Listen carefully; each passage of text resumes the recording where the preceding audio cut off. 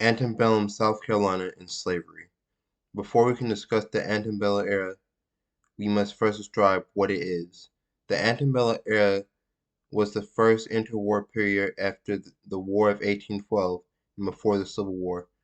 To understand antebellum South Carolina, one must understand that antebellum South Carolina was down to its core was a slave society. To understand the economy, politics, and daily life of antebellum South Carolina, I cannot stress this point enough.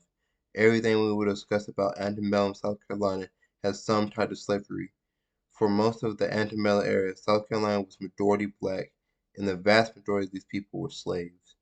Back then, that was over 300,000 people. Antebellum society, on the whole, was completely inseparable from slavery. Now, why was this the case? Why did South Carolina and the South as a whole need slavery so much?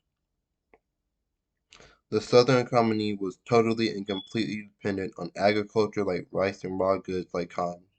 South Carolina was only unique in the sense that it had both rice and cotton plantations, so it had a unified slave economy.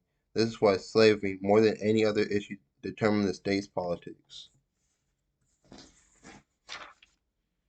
Rice plantations and cotton plantation owners were a sort of landed gentry, like aristocrats in medieval Europe. Thus, the political structure in antebellum South Carolina was one of the most corrupt and undemocratic in the U.S. at the time. The government of South Carolina was at the time based on the archaic and thoroughly outdated 1790 Constitution.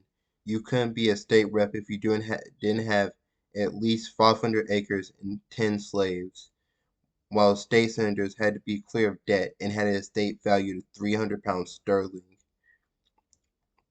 This, of course, was impossible for over 95% of South Carolinians. This entrenched landed planters in the state government and made anything that challenged slavery instantly invalid. So the landed planters did their hardest to preserve slavery, but this would change at least for the adult white males with a law made in 1810. This caused the planters to worry, and by the 1820s, they started to fear rebellion from the slaves. Between the Haitian Revolution and Nat Turner's Rebellion, the state suffered from a number of slave rebellions, including the famous case of Denmark Vesey. His uprising would cause the Negro Seamen's Act to pass, which would inter all black sailors in Charleston. This was to protect slavery from so-called dangerous free blacks who would cause uprisings according to slave owners. Slavery was going to become a well-spoken thought. The reason for this was to find justification for slavery in religion. Such things as that black people had the curse of Ham, a biblical curse that was supposed as a reason black people had black skin and were destined to be slaves. But the law that South Carolina was the law South Carolina tried to impose was illegal, but South Carolina would ignore federal laws. Basically, what South Carolina was arguing law-wise was that individual states can invalidate governmental and judicial decisions. This was, of course, incredibly controversial and still is. What South Carolina wanted to do was called nullification, and they wanted to nullify things that opposed slavery. This is how slavery slowly poisons a society, because it will always create an angry, disaffected, and oppressed population of people that will always be ripe for rebellion. The only way to counter this is to keep constant and psychotic surveillance of a group of people of this large population of people who are the majority of the state. Slavery is just completely irrational,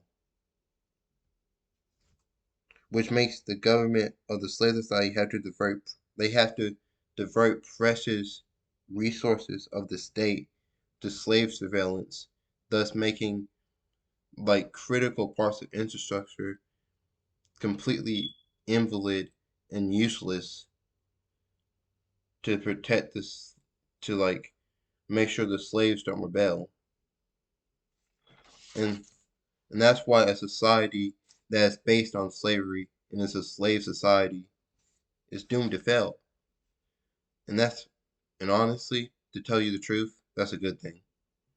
The Antebellum South was doomed as a society due to being built on the backs of enslaved people. And the reason that is